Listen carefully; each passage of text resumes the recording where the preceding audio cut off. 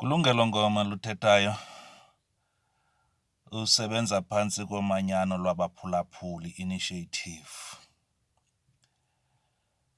Ndivela ndisithi bantu bakuthi yazini umanyano lwabaphulaphuli Initiative lukhonele nina.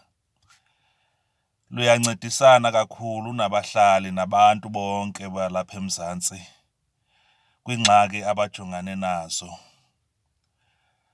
Xa uthe wangakwazi ufumana igranti okanye ungakwazi ufumana i-ID, sikhona selumanyano lwabaphulaphuli. Singazama ukukuncedisa uba ingqondo yakho nawe ifezekiswe. Noba udinga mhlawumbi ukokhelwa indlu, awunandlu, uhluphekile. Sithi wonke umntu ongakwaziyo ukuzithethela kurhulumente wakhe, sikhona selumanyano lwabaphulaphuli. Sicela nisisebenzise ke.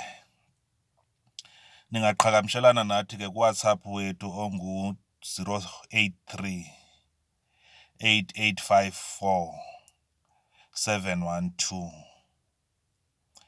Ize i-email yethu ibe umanyano.initiative@gmail.com.